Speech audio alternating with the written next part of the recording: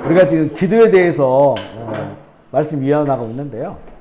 좀 기억해 보면 첫 번째 시간은 우리 기도에 대한 일반적인 부분들, 기도는 우리가 이제 하나님의 자녀된 우리가 하나님 아버지께 우리 자유롭게 하는 그런 대화다 나눴죠. 대화하고 하나님과의 관계를 위한 그런 그 통로가 바로 기도이고, 그래서 우리가 자녀된 입장에서 하나님 아버지께 뭐 어떤 거라도 우리가 기도할 수 있고, 또 그 기도를 통하여 더 깊은 관계 속에서 이제는 하나님의 뜻을 이뤄나가는 그런 삶을 우리가 살아야 됩니다. 기도에 관한 일반적인 걸 나눴고요. 그러면 하나님께서 더 기뻐하신 기도가 뭐냐? 그 더 기뻐하신 기도는 대표적으로 예수님께서 가르쳐 주신 그 주님이 가르쳐 주신 기도를 우리 3주 동안 나누면서, 그것은 먼저 하나님의 나라와 그의 이름과 그 뜻을 이 땅 가운데서 기도하는 우리를 통해서 이루어지게 하는 것, 그런 그 기도를 하는 것이 중요하고, 또 우리가 하나님의 뜻을 이루며 살아가야 되는 기도자이기 때문에 우리의 이제 그 세상 가운데 그 뜻을 이루기 위하여 필요한 것들, 일용할 양식과 또 우리의 죄를 서로 용서해 주는 것과 그리고 또 시험에 들지 않고 악에 빠지지 않는 그런 삶을 위하여 하나님께 기도 드려야 된다라고 하는 것들을 그동안 나눴습니다. 오늘 이제 우리가 나눌 기도의 마지막 시간인데요. 세마스쿨로는 그 30번째 강의입니다. 더 깊은 기도, 그래서 영의 기도라고 우리가 이야기할 수 있는데, 우리 자료를 보시면서 사도행전 8장 10절 11절 말씀 같이 읽어볼게요. 시작.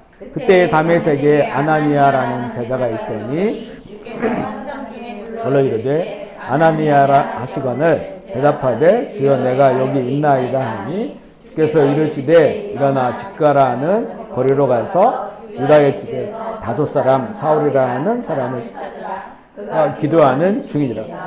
우리 이 사건이 사실은 우리 기독교 역사에 굉장히 중요한 그런 사건이에요.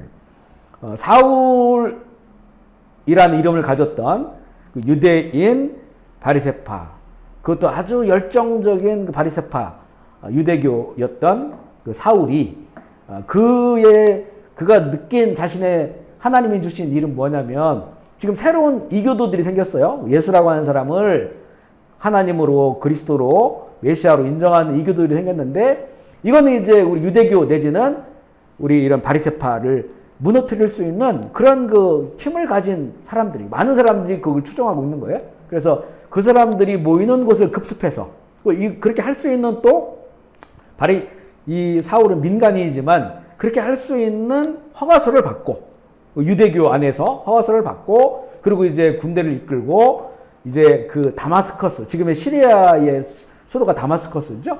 그쪽에 그런 무리들이 모여 있다라고 하는 정보를 듣고 그곳을 향해서 열심히 가다가 정오 대낮인데 그 길거리에서 갑자기 환한 빛 가운데서 다른 사람들은 다 듣지도 못하고 보지도 못하고, 근데 본인에게는 그 빛 가운데 예수님이 나타나신 거예요. 그래서 예수를 만난 거죠. 그분은 분명히 얼마 전에 죽었던 분이에요. 죽어서 무덤에 있어야 되는 사라진 분이어야 되는데 그분이 나타나셨어요. 네가 핍박하는 예수다.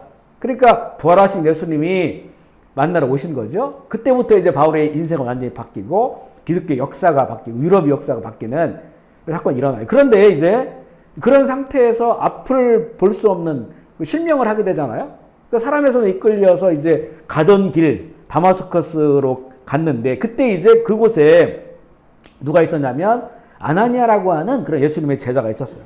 근데 그가 환상 가운데 주님께서 나타나셔서 뭐라고 말씀하냐면, 지금 일어나서 바로 직가라고 하는 거리를 가라. 이 직가는 직선으로 뻗어 있는 길을 말합니다. 당시에 이제 그러니까 이 지금의 시리아 다마스커가 굉장히 그 당시에 로마 제국 시대에 문명의 그런 도시였었어요. 그래서 반듯한 길이 이게 1.5km 이상이 이어진 길이 있었다는 거예요. 지금 고속도로처럼. 그러니까 아주 그 문명 있는 그런 도시죠. 그게 이제 직가예요, 직가. 반듯한 그런 길, 그 거리로 가면 유다라고 하는 사람의 집이 있는데 그곳에 5 사울이라는 사람이 그곳에 있다. 그를 만나라. 근데 그가 기도하고 있다는 거예요. 기도하고 있다. 그러니까 사울이 이제 그때부터 기도를 시작한 거예요. 그러니까 사울이 예수님을 만나고 가장 먼저 한 일이 뭐냐면 성경에 보니까 먼저 기도를 하고 있었다는 거죠. 그러니까 사울에게는 지금 이게 무슨 일이 자기가 일어나게 했는데 엄청난 사건이 벌어진 거예요. 그리고 눈은 보이지 않아요. 그런데 이 유다라고 하는 그 집에 들어가서 그곳에서 그가 기도하고 있었다. 그동안도 사울은 기도했었겠죠? 무슨 기도를 했습니까? 바리새파로서, 유대교 바리새파의 교인으로서 하나님께 기도했습니다. 그런데 예수님께서 보시는 바리새파들은 다 외식하는 자들의 기도예요. 형식적이고 그런 하나님이 원하지 않는 그런 기도를 드렸단 말이죠. 그런데 이제는 여기서부터는 이제는 내가 만난 예수님, 그리스도, 그분의 이름으로 기도를 하기 시작한 거예요. 그렇게 사울이 기도가 시작됐는데, 그리고서 사울은 이제는 결국 우리 신약성경 13권을 썼잖아요. 그죠? 사울의 편지가 성경이 된 거죠. 이곳에 보면 사울이 기도하는 장면들이 나와요. 근데 사울의 기도가 점점 어떻게 되냐면 더욱더 깊어지고 신령해지고 또 신비한 영역까지 나가는 것을 보게 됩니다. 우리는 그래서 이제 그런 부분들을 함께 이제 보고자 하는 건데요. 먼저 이제 성경에 보면 우리에게 어떻게 기도하라라고 말씀하실 때 성령 안에서 내지는 성령으로 기도하라고 하는 여러 표현들이 있어요. 먼저 유다서 1장 20절 말씀을 읽어볼게요. 시작. 사랑하는 자들아 너희는 너희의 지극히 거룩한 믿음 위에 자신을 세우며 성령으로 기도하라. 이 유다는 예수님의 동생, 예수님의 혈육의 동생 유다가 쓴 단 한 장짜리 그런 편지예요. 유다서인데 여기 보면 너희는 너희의 지극히 거룩한 믿음 위에 자신을 세우며 성령으로 기도하며. 성령으로 기도하는 것이 무엇일까? 우리는 성령으로 기도하고 있을까? 라고 볼 수 있는 대목이죠. 그리고 에베소 6장 18절 말씀 읽어볼게요. 시작. 모든 기도와 간구를 하되 이를 위하여 구하기를 항상 힘쓰며 여러 성도를 위하여. 아멘이십니까? 그럼 성도를 위해 성령 안에서 기도한다, 성령으로 기도한다라고 했을 때 우리는 그럼 이렇게 성령으로 기도한다고 하는 것은 어떤 기도의 주체가 기도를 하게 하는 것이 내가 아니라는 거예요. 그죠? 그러니까 이 기도는 나의 의지의 기도가 아니구나. 그리고 뭔가 내 생각을 가지고 하는 것이 아니구나. 그리고 뭔가 내 것을 가지고 기도하는 것이 아니구나 라고 하는 것을 볼 수가 있어요. 성령 안에서 성령으로 기도하라 라고 말씀하셨으니까. 그러면 우리가 기도할 때 뭔가 내 것이 아닌 하나님의 영, 하나님의 것으로 인해서 기도하는 그런 현상들이 초대교회에 있었다는 거예요. 그죠? 그렇기 때문에, 그리고 이 기도가 하나님께서 원하시는 기도이기 때문에 우리를 통해서 우리가 할 기도가 바로 성령으로 하고 성령 안에서 성령으로 기도해야 된다고 하는 것을 여기서는 가르쳐주고 있는 거죠. 물론 이제 우리가 기도를 하나님 예수님 만나고 하나님 아버지로 기도를 시작할 때는 정말 우리가 의지적으로 해야 될 것도 많죠. 왜냐하면 기도를 일단 해야 되니까. 기도를 내가 해야겠구나라고 하는 의지가 생겨야 되고, 그러면 이제 어떤 기도를 할까? 처음에는 이제 이런 깊은 내용들을 모르니까 이제는 하나님 내가 아프면 이렇게 아픕니다. 또 경제적으로 힘들면 내일이 경제적으로 힘듭니다. 우리 자녀가 힘듭니다. 우리 남편, 우리 아내, 또 사업이 힘들고 또 이런 것들, 또 이런 거 필요합니다라고 얼마든지 우리의 필요, 우리의 의지에 따라서 기도하는 거죠. 우리가 처음에 기도의 일반용을 얘기했을 때 자녀로서 아버지에게, 어린 자녀는 그 수준에서 또 아버지와 대화하고, 좀 더 잘하면 또 그 수준에서 대화하고, 철을 들었으면 그 수준에서 대화하는 것처럼 우리가 처음에 예수님 만나고 신앙생활을 하면 이것저것 진짜 우리가 필요한 거 기도할 수 있어요. 기도할 수 있어요. 그러나 이제 성경에서 보여주는 것은, 그렇게 이제 우리가 기도를 시작한다고 했을 때 이제는 성령으로 기도하기를, 성령에 의해서 기도하기를 이야기하고 있는 거죠. 이야기하고 있다. 그래, 왜냐하면 우리가 이제 성경에 봐도요, 사도들도 그렇고 이러한 것에 대해서 기도하라라고 하는 게 나와. 감사 기도해라. 또 어떤 것에 대해서 간구하거라. 또 다른 이방의 교회들 향해서 예루살렘을 교회에서 기도하거라. 이렇게 기도 제목을 준단 말이에요. 그죠? 이런 것들이 다 사도들이 그렇게 뭔가를 기도하라고 하는 제목들은 보면 대부분 내 의지적 기도는 대부분 안 해요. 뭔가 하나님이 원하시고 하나님이 기뻐하시는, 결국 사도들이 성령의 인도함을 통해서 그렇게 이러이러하게 기도하라라고 이야기를 한 거죠. 고난 가운데서도 감사하면서 기도해라. 그리고 기도할 때는 모든 것 다 이미 받은 줄 알고 감사하며 기도하라. 이런 기도들 있잖아요. 이게 사실 이게 성령 안에서 기도해요. 하나님의 뜻이 성령님을 통하여 우리를 그렇게 기도하게 인도하시는 거죠. 그러면서 이제 우리가 성령으로 기도하는 것, 저도 이제 어느 순간부터 이 성령으로 기도하는 것에 대해서 많은 관심을 갖게 되었고, 또 그렇게 이제 실제적으로 하려고 하는 의지를 많이 가지고 있었어요. 지금도 이제 그런, 그러니까 우리가 이렇게 목회자로 목회를 하든지 또 가정생활, 아버지로서 또 자녀를 이렇게 하다 보면 기도해야 될 게 있어요. 내 상황 속에 만나는 거. 이건 성령으로 하든지 내 의지로 하든지 이거 해야 돼요, 기도를. 그렇죠? 그렇지만 이제는 그런 그 기도를 우리가 하면서 더불어 이제는 성령으로 기도하는 것이 무엇인지, 성령 안에서 기도하는 것이 무엇인지를 자꾸 이제는 우리가 그걸 관심을 갖고 또 그걸 갈망해야 된다는 거죠. 그래서 성령님 우리 믿는 우리 안에 계시니까 기도할 때 성령님 내 기도를 인도해 주시고, 또 성령님 생각나게 해주세요. 내가 기도해야 될 것을. 그렇게 자꾸 기도하면 정말 생각나게 해주신 것들이 많아요.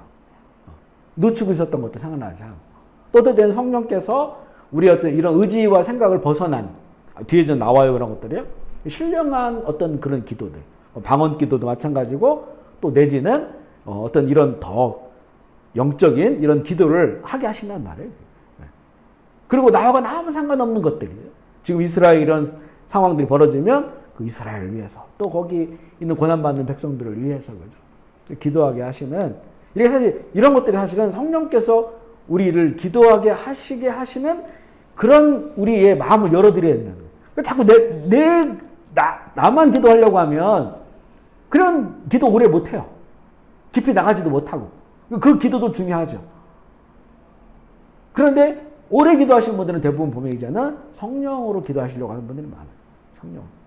저도 새벽 기도 끝나고 이렇게, 새벽 기도를 쭉 이렇게 하다 보면, 이렇게, 예를 들어서 1시간을 기도하잖아요. 그러면 의식하고 기도하는 시간들은 많지 않아요.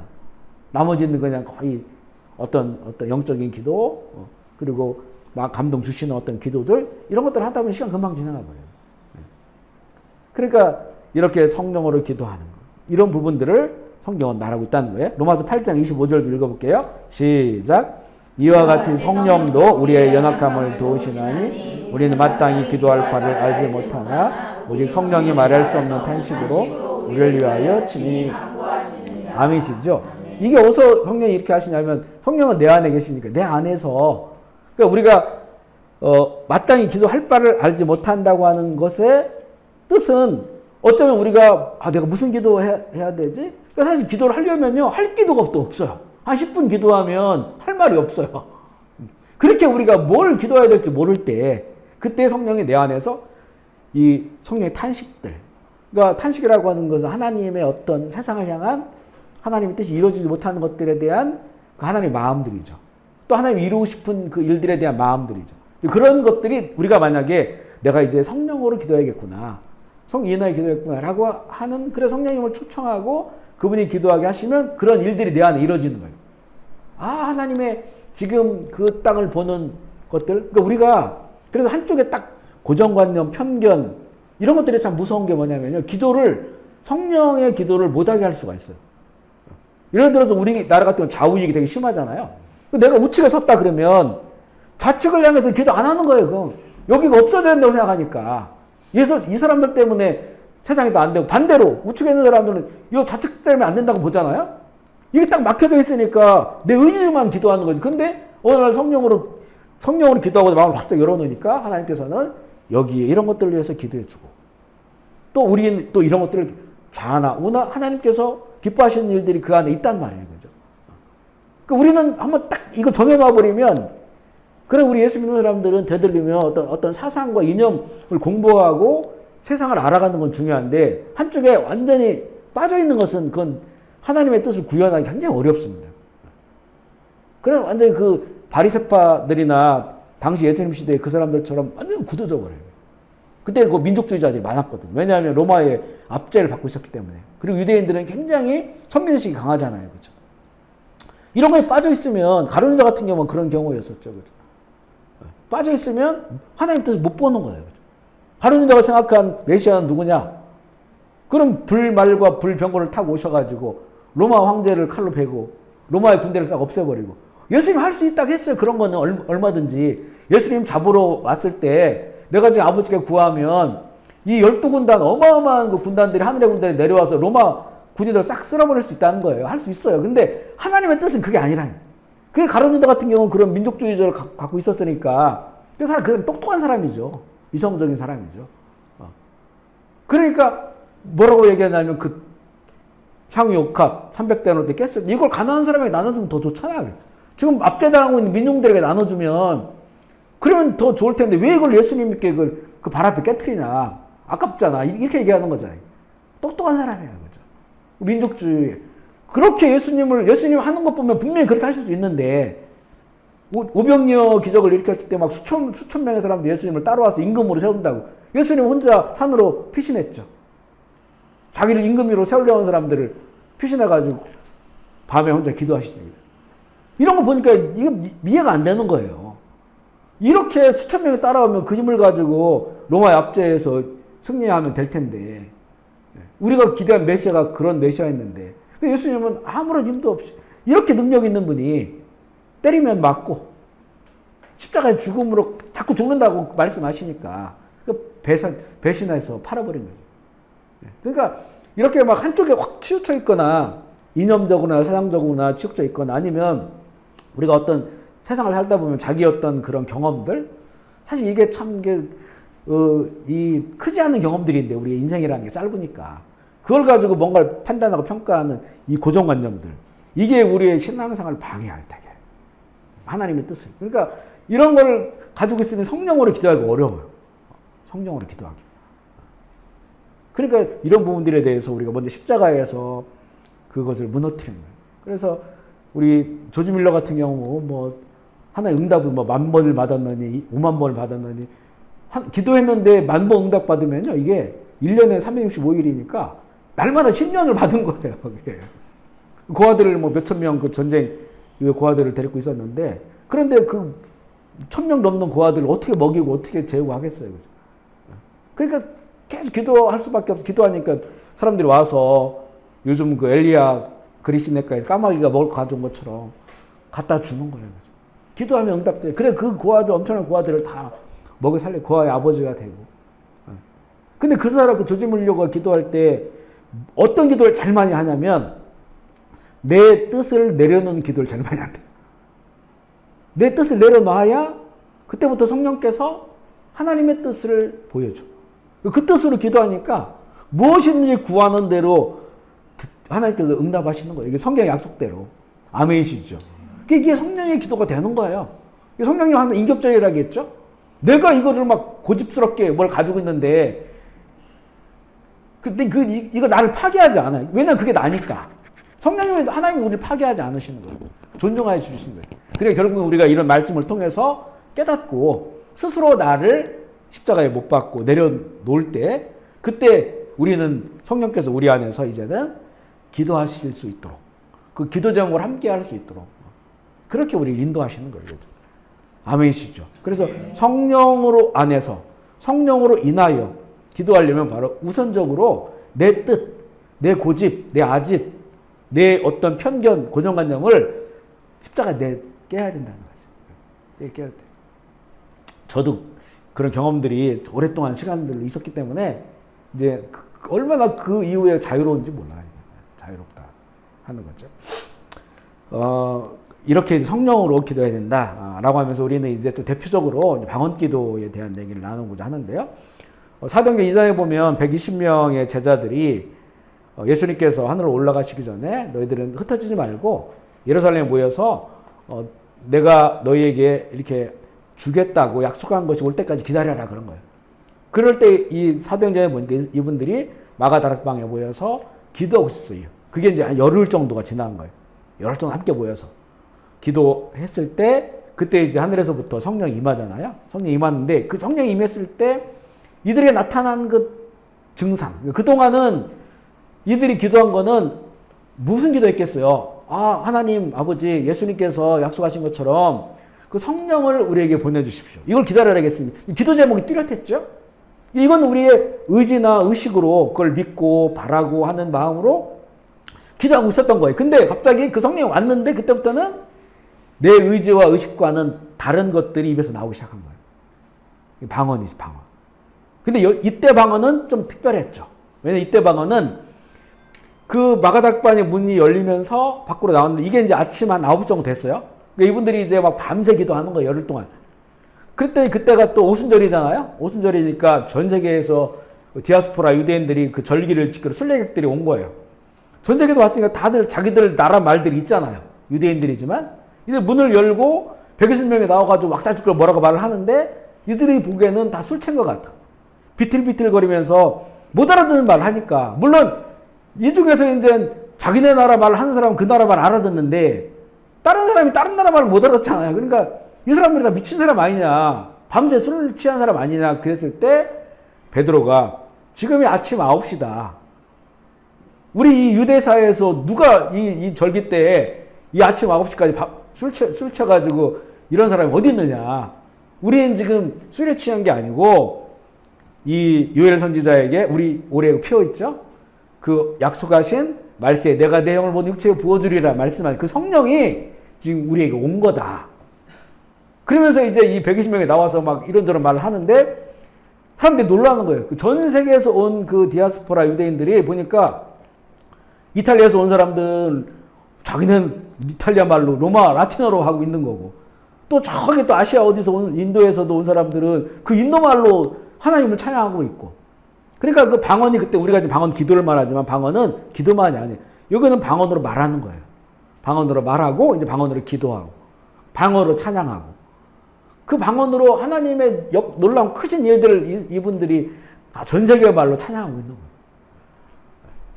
그러니까 성령이 임하니까 그들이 가장 먼저 한 것은 이 말이 바뀌어서 못 알아듣는 말이 나오고 이건 이제 우리가 사람이 알아듣는 방언을 대인방언이라고 하거든. 대인방언. 그래서 간혹 가다 보면 이제 방언 기도를 하시는데 어떤 분들은 히브리어로 하는 분도 있어요. 그 히브리어는 이스라엘 사람 알아듣잖아요.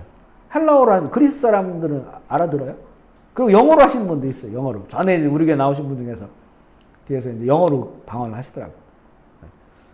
근데 이건 대인방언은 사람들이 알아듣는 방언은 굉장히 특별한 것이고 대부분 이제 이런 사건들에 이렇게 하나님을 그 위대하심과 크심을 전하는 거 대부분 이제 영의 기도로 대신방언이죠. 하나님만 알아들을 수 있는 거예요. 영적인 존재들만 알아듣는. 우리는 그래서 못 알아들어요. 우리 방언 기도를 하면서도 무슨 말인지 몰라. 근데 그걸 기도해.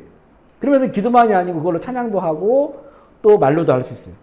저희가 전에 그 중학교 때 그 제가 방언 은사 받은 그 이야기를 했는데 그때는 이렇게 기도원을 열고 밖에 나가면 그 숲에 산이죠. 산에 기도원이 있었으니까 양쪽에 사람들이 앉아가지고 기도하는데 서로 주고받고 얘기를 하는 거예요. 저도 지나가면서 이렇게 서로 주고받고 하는데 무슨 말인지 서로 몰라. 근데 서로 통해. 서로 통해요. 할머니가 여기서 막 기도하고 있고 우리는 그때 막 10대였으니까.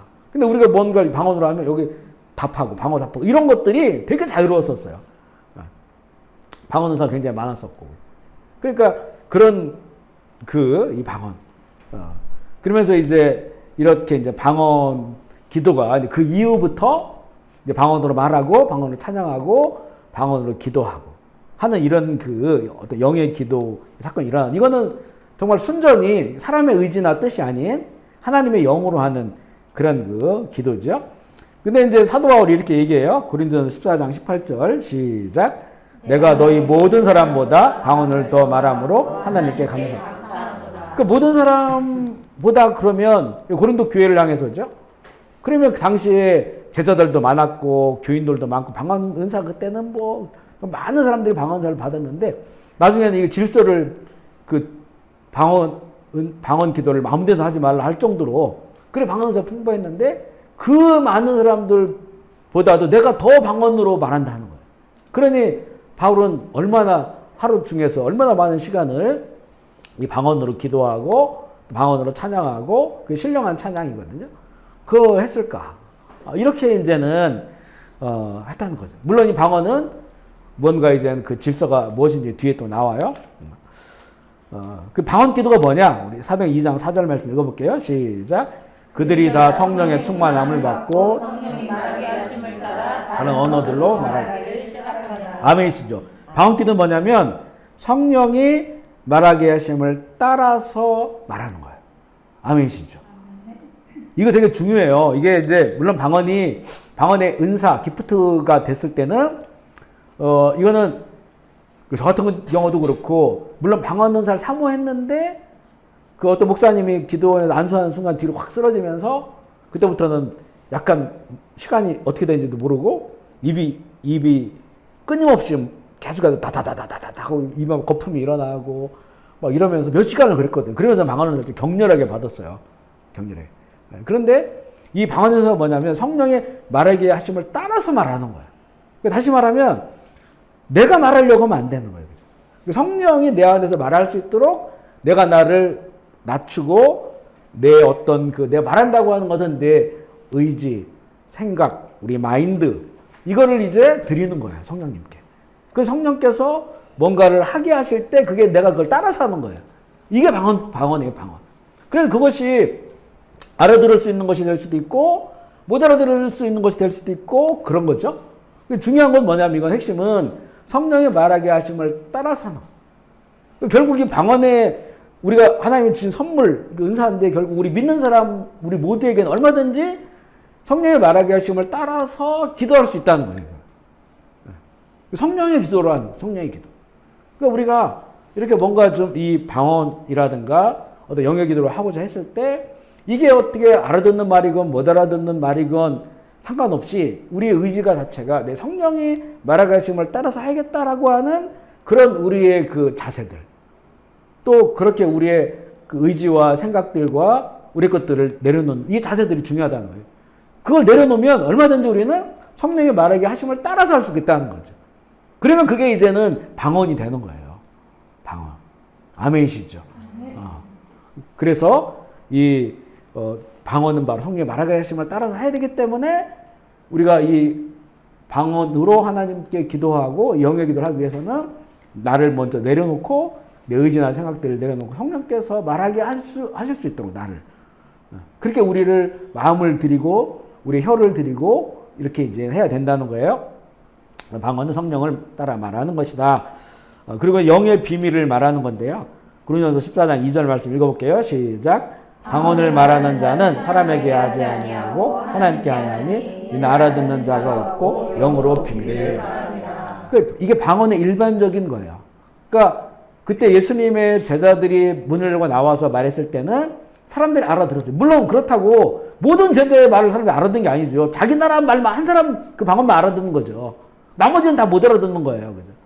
다른 나라 말로 하니까. 하지만 그때는 이 하나님 어떤 그 크신 것들을 선포하기 위해서 세상 사람들이 알아듣는 말로 방언이 나왔지만 그러나 이 사람들은 그 사람들이 놀란 게 뭐냐면 이 사람들은 갈릴리 사람들 아니냐. 일자무식 그 어부들에서 고기 잡는 어부들. 근데 어떻게 저런 나라 말을 배우지도 않았는데 할 수 있느냐고 놀란 거죠. 그래 이거는 전적으로 성령께서 그 말을 하게 하신 거예요. 성령의 말을 따라한 거예요, 그들이. 그래서 이제는 그들이 그걸 알아들었는데 그래서 일반적인 우리 방언은 뭐냐면 사람은 못 알아듣는 거예요. 그러니까 하나님께 하는 거예요, 하나님께. 영에. 어떤 분은 이거를 이제는 어떤 하나님과 우리의 비밀 코드다. 왜냐하면 우리 말로 하면 사단도 마귀도 알아듣는다는 거잖아요. 그래서 사단이 마귀가 방해할 수도 있다는 거예요. 기도가 응답되지 않도록. 물론 하나의 아버지가 얼마든지 우리 응답하시겠다 하면 방해할 수 없죠. 하지만 이거는 우리가 말하는 것은 사단도 듣고 이 악한 것들도 알아들을 수 있기 때문에 그래서 이 영의 기도를 통해서 하나님만 알아들을 수 있는 그런 우리가 기도를 또 그런 말 찬양을 하게 하시는 거다. 이렇게 이제는 이야기하시는 분들도 있어요. 그래서 이것은 비밀스러운 거다. 이렇게 같은 그런 내용이죠. 이게 영으로 비밀을 말함이라. 방언을 이렇게 이제 통역하시는 은사도 있잖아요. 통역하시는 분들 들어보면 저도 어떤 때는 보면 이제 그게 제가 통역하는 건지 모르겠는데 이렇게 방언을 말하다가 보면 또 한국말로도 나오고 한마디씩 계속 연속에 나올 때가 있거든요. 새벽기도 하다 보면. 그러면 그 내용들이 다 하나님을 찬양하고 하나님을 기뻐하고 그 아름다우심을 찬양하고 다 이런 보통 내용들이더라고요. 물론 이제 뭐 정확하게 어떤 내용인지 알 수는 없지만 이제 그렇게 많이 보여지고요. 그리고 이제 내 마음과 다른 사람에게는 유익이 없어요. 이 방언기도라고 하는 것이 하나님만이 알아듣는 것이기 때문에 그래서 내 마음, 왜냐면 내가 마음에 뭔가 간절한 기도들 그런 것들이 있으면 내가 다 알잖아요. 그런데 전혀 내 마음이 몰라 지금 하는 기도를 어떤 기도인지를. 그래서 내 마음에도 유익이 없고 그리고 다른 사람들도 전혀 못 알아들으니까 나도 못 알아들으니까 그러니까 이 다른 사람들에게도 내가 방언기도 하는 거는 영의 기도한 건 그건 유익이 없다. 그러나 내 영이 이제 유익한 거죠. 내 영이 이제 유익한 건데 읽어볼게요. 고린도서 14장 14절 시작. 내가 만일 방언으로 기도하면 나의 영이 기도하거니와 나의 마음은 열매를 맺지 못한다. 그 얘기예요, 이게요. 방언으로 기도하면 나의 마음은 나의 영이 기도하기 때문에 영이 이제는 입술을 통해 기도하는 거예요. 그러니까 전혀 못 알아들어요. 마음이 열매가 없어요. 왜냐 무슨 말인지를 모르니 한 시간을 기도해도 나는 기도한 것 같지 않는 거죠. 내 마음은. 그러니까 이제는 그 마음이 열매를 못한다. 고린도서 14장 11절 시작. 그러므로 내가 그 소리를 뜻을 알지 못하면 내가 말한 자에게 되고 말하는 자도 내게 참 재밌는 표현했어요. 내가 만약에 그래서 이제 방언에 대해서 이렇게 질서를 딱 잘 잡아야 된다라고 하는 거죠. 그래서 방언기도 할 때는 사람에 대고 제가 이제 만약 권사님이랑 기도했을 때 권사님에 대해서 어떤 성령으로 성령께서 주신 마음으로 기도할 수도 있고 아니면 권사님 어떤 지금 기도 제목들이 있으면 그걸 가지고 이제 알아듣게 기도하는 거잖아요. 지금 이렇게 아프신데 안에 칠해주세요 이렇게 기도하는 거예요. 근데 권사님 이렇게 하고 전혀 못 알아듣는 그냥 방언으로 막 하면 나도 이게 권사님 아픈 데를 위해서 기도하는 건지 또 권사님도 저분이 지금 내가 아픈 걸 위해서 기도하는 건지 전혀 그 외국어처럼 들리는 거예요. 전혀 못 알아듣는. 그래서 이거는 이 사람에게는 이게 유익하지 못하다. 그러니까 내가 개인적으로 하나님께 기도할 때는 영의 기도를 하면 내가 내 영으로 더 이게 맑아지고 또 하나님과의 어떤 그런 그 친밀감, 관계감이 있고 또 그걸 통해서 막 기쁨도 누릴 수 있고 이렇게 되는 거거든요. 그렇지만 이게 사람들은 못 알아들으니까. 그래 사람들이 있는 데서는 너무 그게 막 방언으로 이렇게 기도하는 것보다는 이 방언으로 할 때는 물론 사람들이 많더라도 개인 기도할 수 있잖아요. 새벽 기도 때도 통성으로 기도하기 시작하면 나중에 다 개인 기도 한단 말이에요.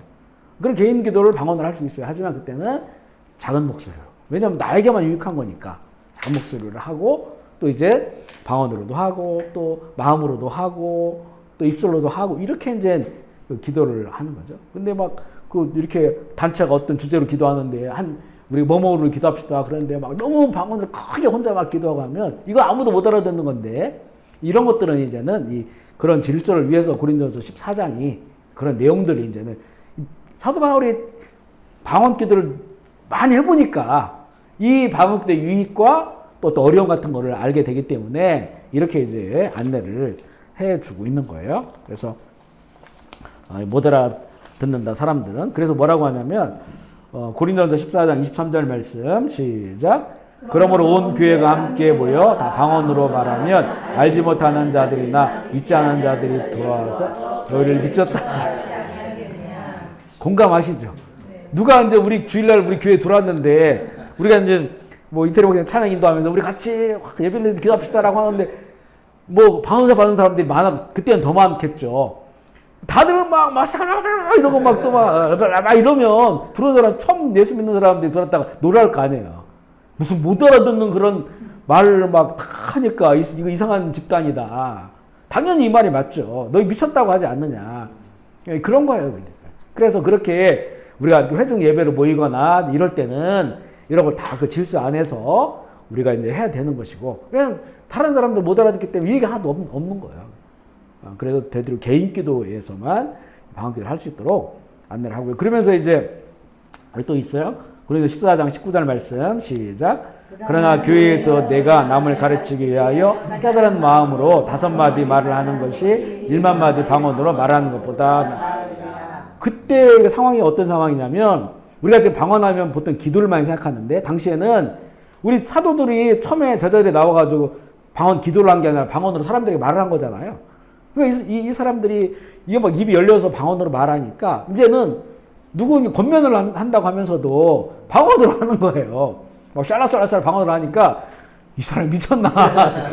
네? 그런 것들이 나타나는 거예요. 그러니까 방언으로 못 알아듣는 사람들에게 뭐 수백만 만 마디를 말하는 것보다 우리가 말씀을 보고 말씀을 경험하는 것으로 깨달은 것을 한마디 말하는 게 더 유익하다 이렇게 얘기하는 거죠. 아멘이시죠. 그래서 방언은 철저하게 개인적으로 하나님 주신 것이다. 개인적으로 이거를 우리가 다른 사람이 피해가지 않도록 잘 관리하고 그 안에서 우리가 영적인 은혜를 누려야 되는데 그러면서 이제 방언 기도를 유익하게 하는 방법을 나와. 이거는 개인이 그 방언 기도를 했을 때 유익하게 하는 방법을 고린도서 14장 14절 15절 말씀 읽어볼게요. 시작. 내가 만일 방언으로 기도하거니와 나의 마음은 열매를 맺지 못하리라. 그러면 어떻게 할까? 내가 영으로 기도하고 또 마음으로 기도하며 내가 영으로 찬송하고 또 마음으로 찬송하리라. 자, 이게 저는 사실 이거를 10여 년 전에 이 말씀을 딱 이렇게 보면서 제가 방언 기도하는 게 바뀌었어요.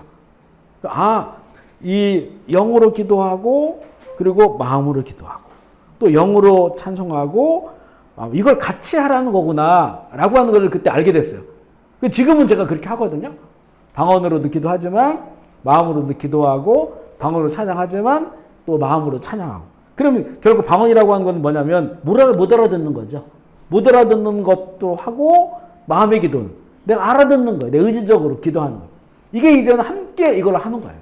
그러니까 방언 기도와 마음의 기도가 주고받고 괜찮고 이런 식으로 이제는 그 기도하는 건데 이거를 이제 이렇게 할 수가 있어요. 실제 적용을 해보면 예를 들어 제가 이제 방언 기도를 한다고 했을 때 네 입에서 나오는 말은 못 알아듣잖아요. 근데 내 속에서는 내 마음으로 내가 알아듣는 기도를 해요. 알아듣는 기도. 그래서 이거를 실습을 한번 해보는 게 좋을 것 같은데 그죠? 그러면 제가 보통 하는 거를 이렇게 어떻게 하는지 처음에는 이제 그러면 여러분 쳐다보고 계시면 제가 못하니까 눈을 감아보시고 지금 기도의 시간이라고 생각하시고 저는 지금 제가 속으로 제가 마음으로는 이렇게 주님의 아름다움을 찬양합니다. 주님을 기뻐합니다. 감사합니다. 이렇게 속으로 기도할 거예요. 한번 해볼게요. 칼라스 케레멘네마스 카라바 아발라스 케레레스 코로바스 할랄라스 아반네메 켈레레스케 왈라마스 케레마스 카라바나마 올롤로스 카라반나마 칼라레스 주님의 아름다움을 찬양합니다. 와칼라바레스 케레멘네마스 케레레스케 하나님을 기뻐합니다. 올랄라스 은네말라레스 케레만나마 칼라레스 주님을 내 옥사랑 아발레스 케레만나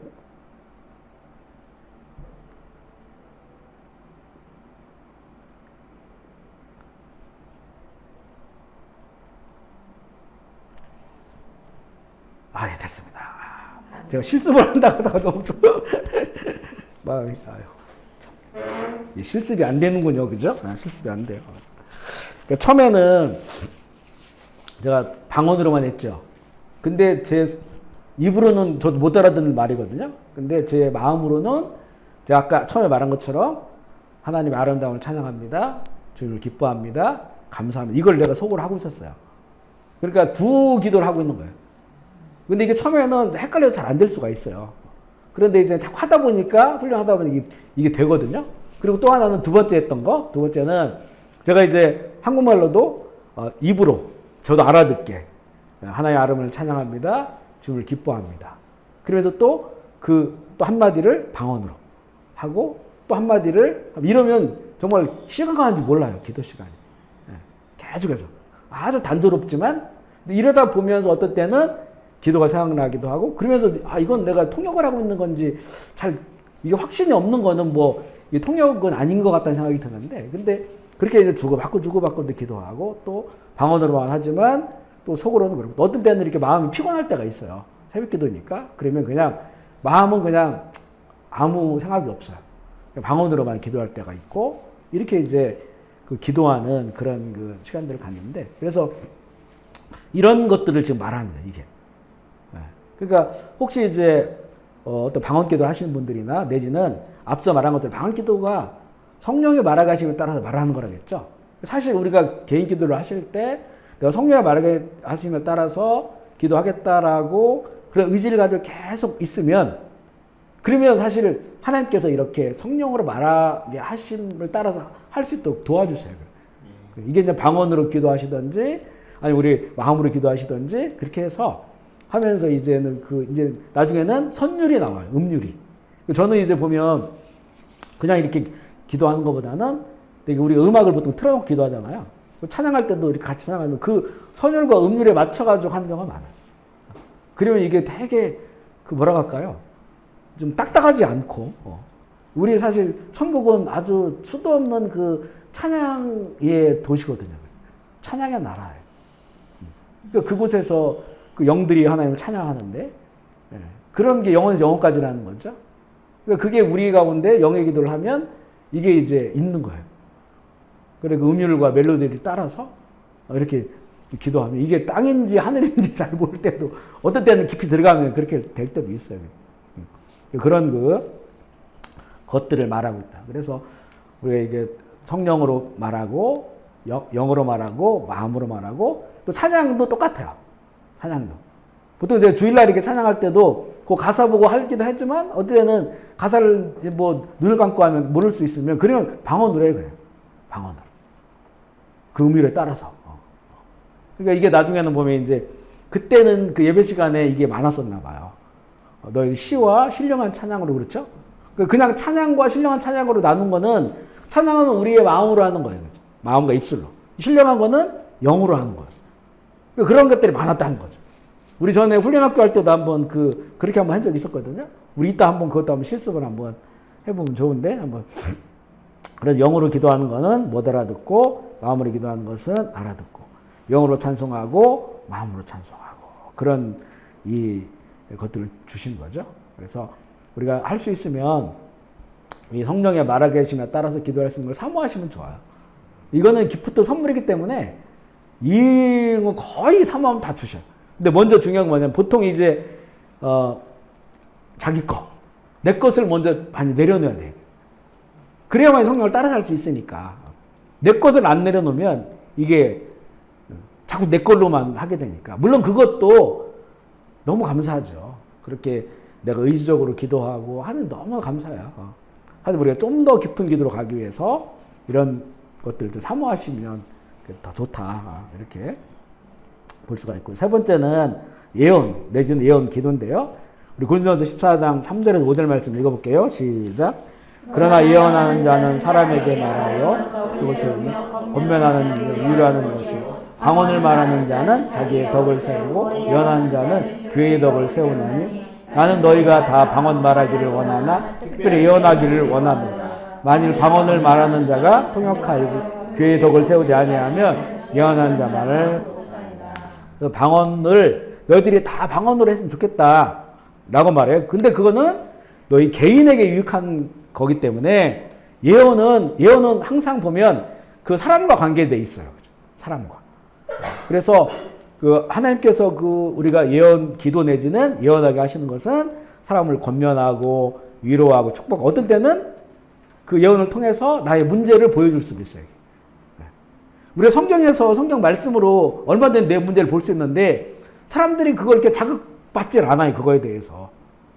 또 너무나 오랫동안 들었단 말이에요. 그런데 어떤 하나님께서 어떤 사람에게 그 말씀을 주셔가지고 그 말씀이 우리가 내가 신뢰할 수 있는 사람이겠죠? 그 사람이 나에게 어떤 나의 문제에 대해서 말해주면 그냥 내가 그냥 말한다? 그러면 되게 기분 나빠할 수 있어요.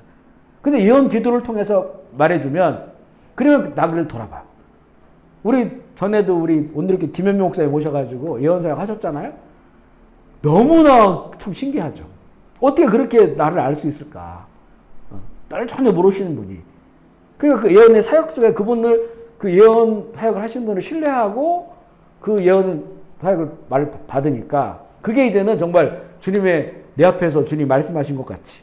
사실 우리가 보는 성경이 주님의 내 앞에서 말씀하는 것처럼 들어야 되는데 이게 우리는 굳어져 버려가지고 그게 안 되는 거예요. 그러니까 예언을 통해서 나에게 말씀해 주니, 그러니까 이게는 교회 공동체의 덕을 세우는 거예요.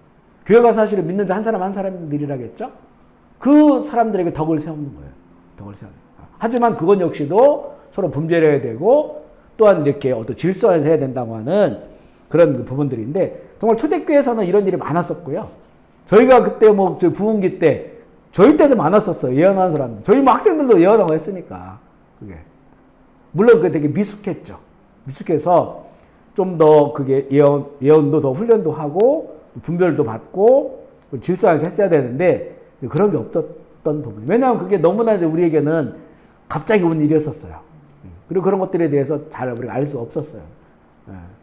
하지만 우리나라에도 지금도 뭐 예언사역자들이 꽤 있고, 물론 이제 잘 분별을 하고, 예언사역자들도 저도 예언사역자들 몇 분이 만나 뵀는데요. 좀 이렇게 성숙할 필요는 있는 것 같아요. 그죠? 그러니까 내 스타일로 예언을 하는 거예요. 나이고 말씀. 근데 이게 너무 거칠을 때가 있어요. 내가 거칠었기 때문에 그 말씀을 그냥 거칠게 전하면 듣는 사람이 굉장히 힘들어하고 어려울 수가 있단 말이죠. 이거를 한번 내 안에서 이렇게 잉태하는 거죠. 품어서 잘 부드러운 음성으로 그렇게 잘 그 예언 설명해 줬을 때 그때 이제 좋은 열매가 나타나죠. 이것 때문에 오히려 더 문제가 발생하는 경우도 있기 때문에 잘 분별하고 질서 안에서 해야 되는 것이 좀 중요하고요. 예언은 덕을 세우고 권면하며 위로하는 것이다. 고린도전서 14장 25절 26절 말씀 읽어볼게요. 시작.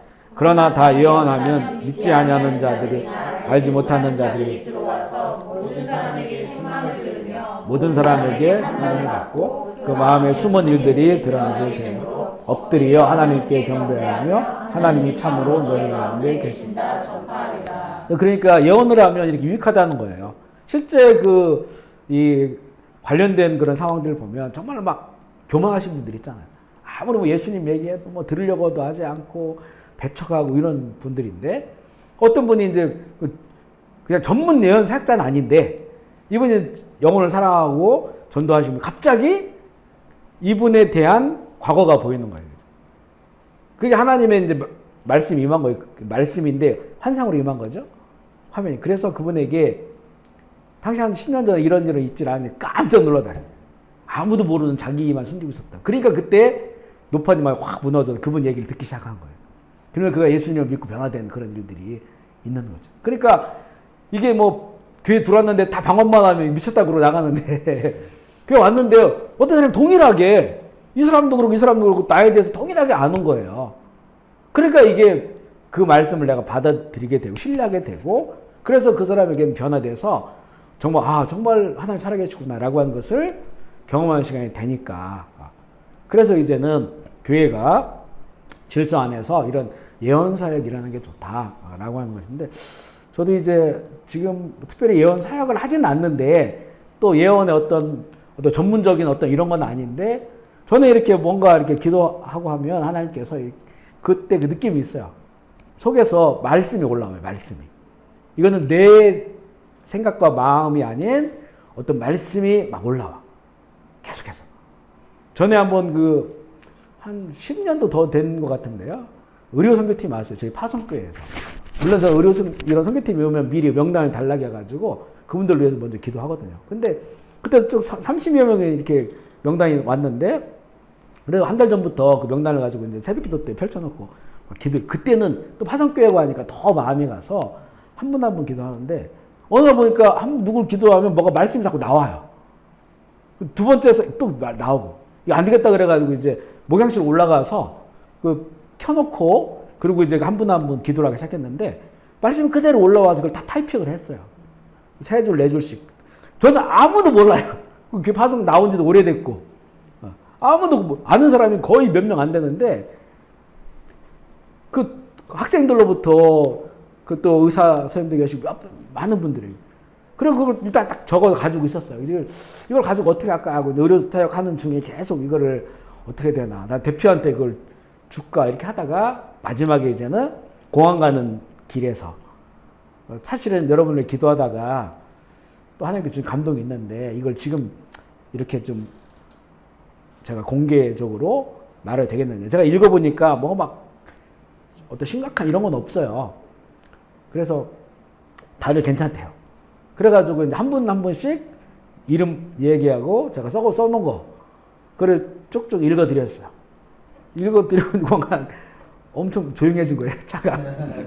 근데 내렸는데 어떤 이제 의사분 한 분이 나이 연세가 있으신 분이 목사님 어떻게 하셨냐는 거예요. 저는 그분 이름도 잘 몰라요.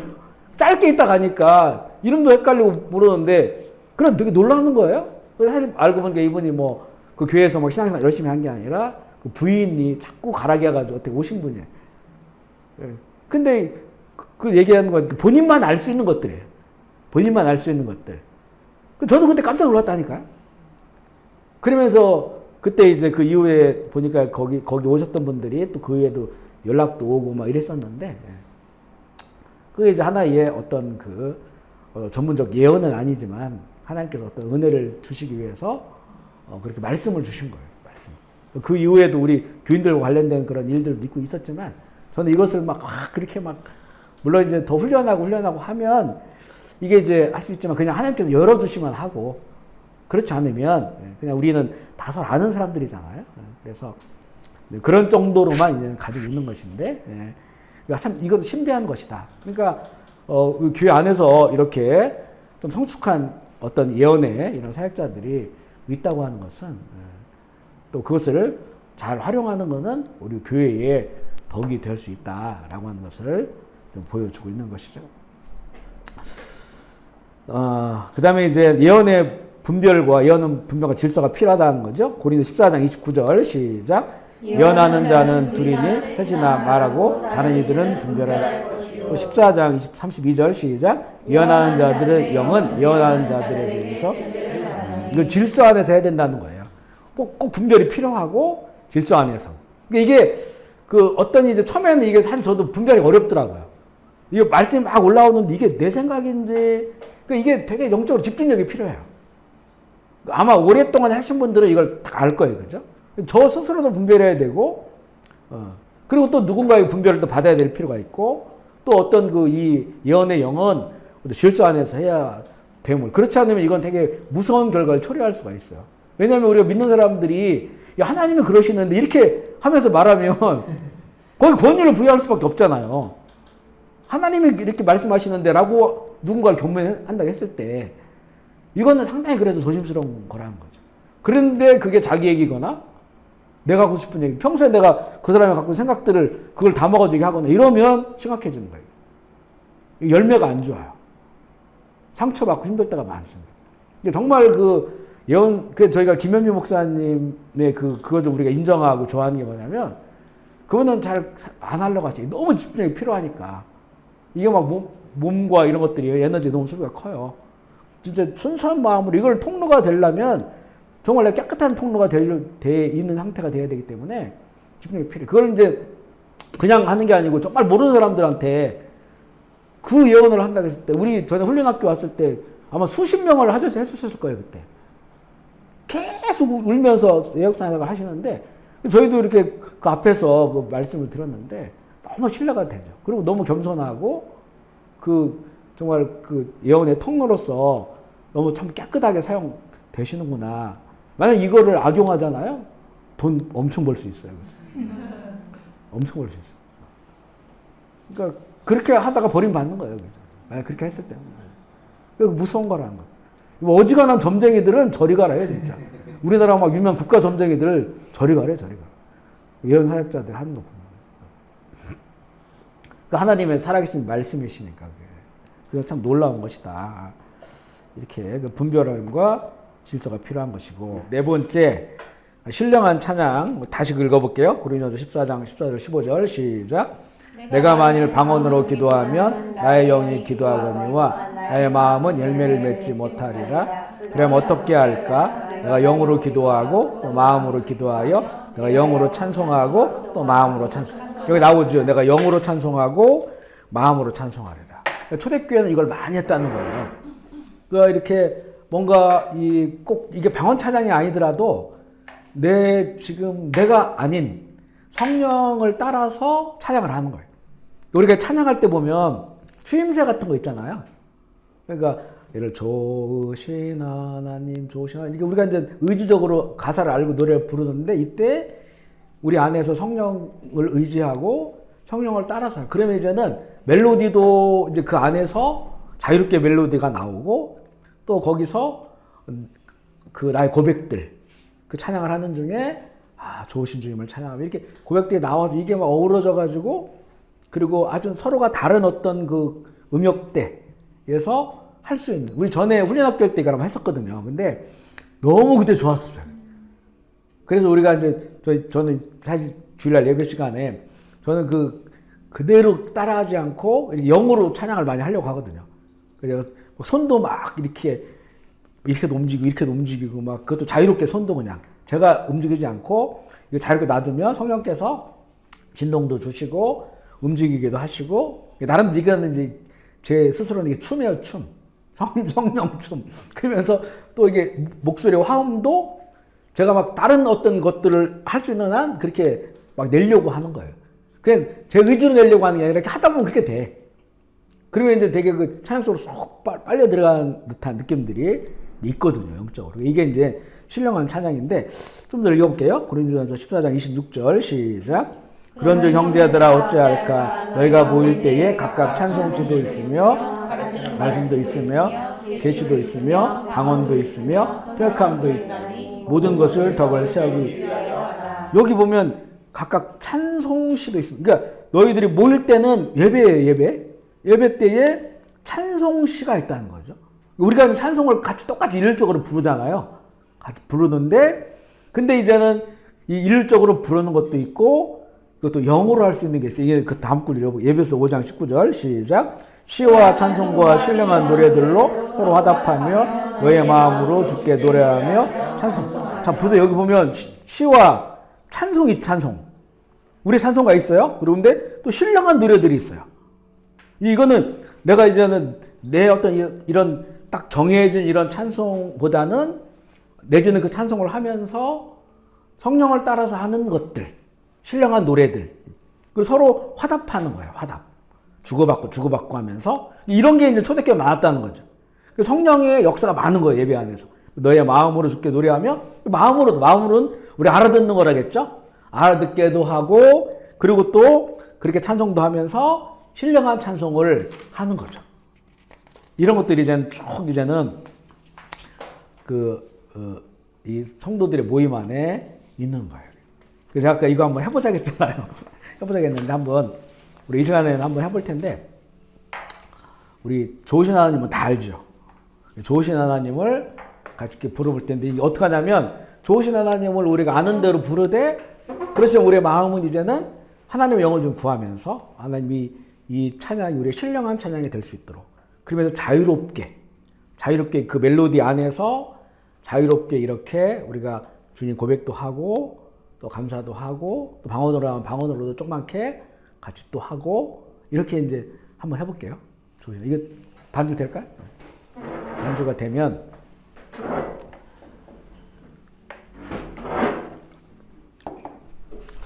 하여튼 저는 뭐 개인적으로는 계속 이렇게 이제 해오긴 했는데 우리 교우들과 같이 이렇게 하면 너무나 좋겠다는 생각했는데 오늘 또 이런 그 내용들이니까요. 그래서 우리 한번 눈을 감으시고 좋으신 하나님 한번 쳐다보세요. 같이 이 찬양을 하면서 할게요. 시작. 좋으신 하나님 좋으신 하나님 참 좋으신 나의 하나님. 자 이제부터 하겠습니다. 좋으신 하나님 자유롭게 하발레솔로로스 칼레레메스 올라라 사라발라네네네 아라레 사라발라네세레 오라발라마세레 하발레솔로로스 칼레레메스 오라바세레레 아라레 세로라레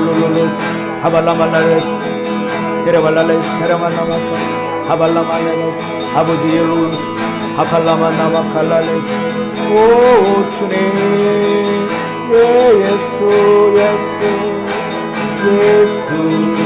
존귀하신 주님 아름다우신 주님 하발라스 와라바레베켈라 만나마칼라레스 하발라룰룰룰룰룰룰룰 수와라마나 하발라말라레스 와라바라바 하발라말라레스 에브레말라레스 주님 오 주님 오 주님 영광의 주 예수 아름다우신 주님 아름다우신 주님 피어나소서 피어나소서 향기로 피어나소서 하달라 세르발라네 네메스케로 발랄레 오 주님 오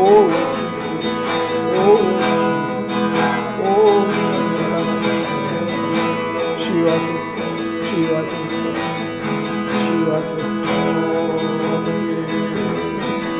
아버지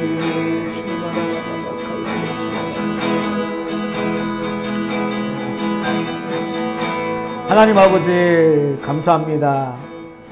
하나님 오늘 우리가 조금 더 주님 가까이 찬양과 기도로 가기를 원합니다. 주님 주의 성령이 이 땅 가운데 오셨을 때 너무나 아름답고 또 거룩하고 또 맑은 회복의 역사가 일어나는 것을 봅니다.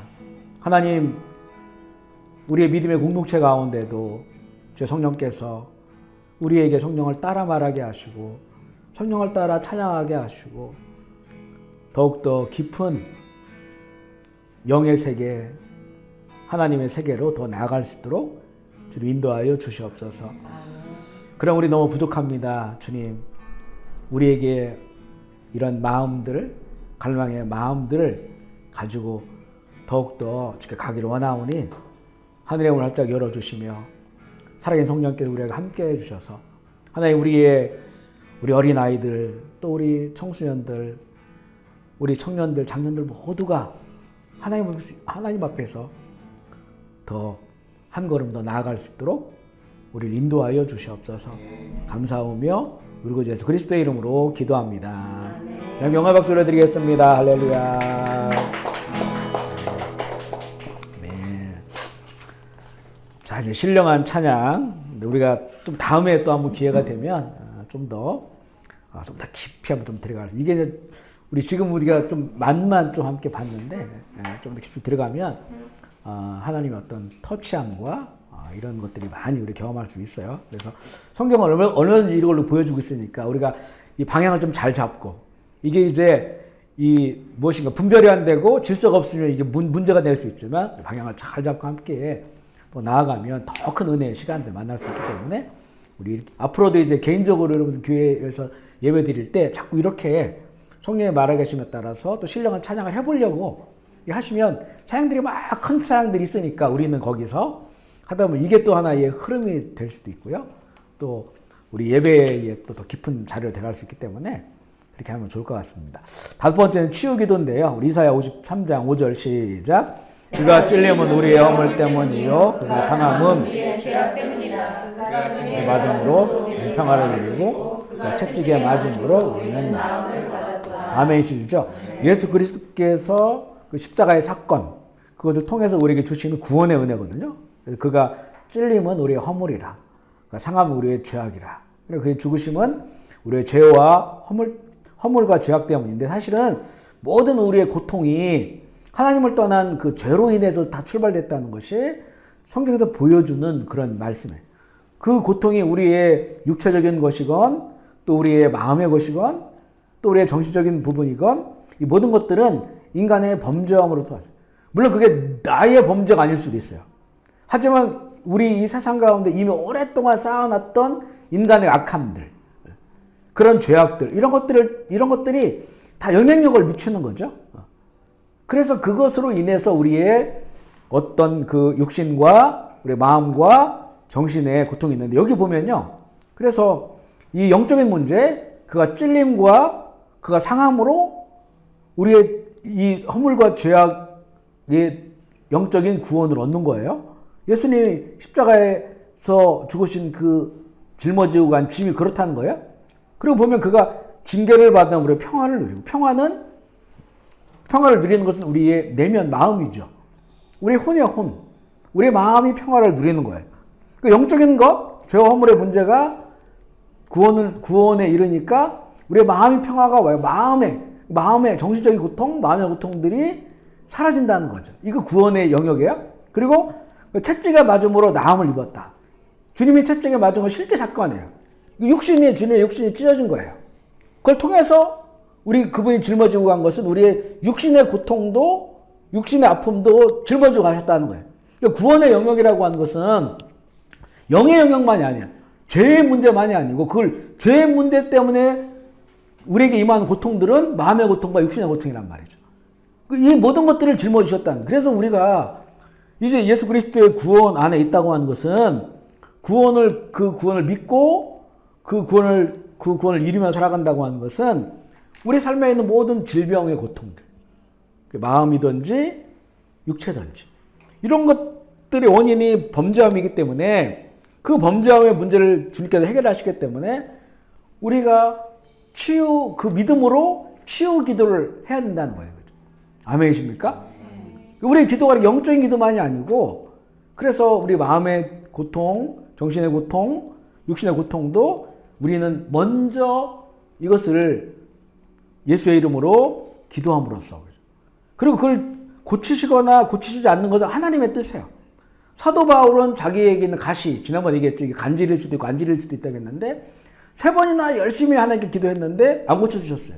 이거 하나님의 뜻이에요. 왜냐하면 그 아픈 것이 너에게는 은혜인 거예요. 아픈 것이. 근데 우리에게는 네 아픈 게 아버지 은혜다라고 하는 그런 음성도 없는데 그냥 기도를 안 하는 거예요. 그죠? 그 문제를 그냥 가지고 다른 세상적으로만 판단하려고 하는 거죠. 물론 하나님께서 우리가 기도할 때 내가 아프고 자녀가 아프고 이거는 마음이 아플 수도 있고 몸이 아플 수 있는 거죠. 우리는 먼저 기도했는데 그런 기도를 하면 하나님께서 그래 약국 가서 약을 먹어라. 병원 가서 병을 고쳐라. 아니면 어떤 응답도 없으시면 그냥 해오던 대로 하면 되는 거예요. 병원 가서 치료를 받든지 수술을 하든지 할 수가 있어요. 하지만 먼저는 우리 영과 혼과 몸의 주인이신 주님께 주님은 이 내용에 보면 가는 곳곳마다 앓는 자 고통을 다 치료해 주셨단 말이에요. 그런데 우리는 안 한다는 거예요. 이거를. 그 전에 우리 교사들 교육할 때도 우리 선생님들 꼭 예배 끝나고 그 분만 공부 끝나면 우리 아이들을 하나씩 안아서 기도해 주라고. 요즘 애들 마음 아픈 애들 많다고. 육신은 안 아프더라도 또 감기 걸렸으면 감기 낫게 해달라고 기도해 주라고.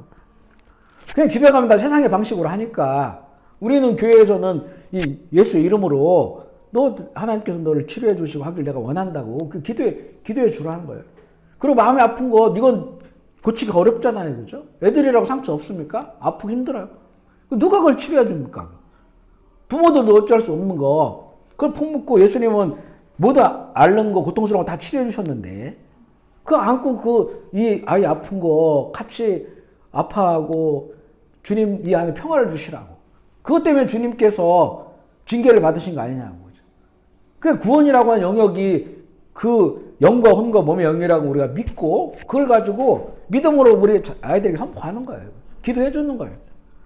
나는 능력 있어서가 아니라 우리를 구원하신 예수님이 짊어진 거는 네 아픔 때문에 네 질병 때문에 네 죄와 허물 때문에 그것 때문에 발생된 고통들을 다 예수님께서 짊어지셨는데 그 예수님의 이름으로 네가 치유받기를 원한다.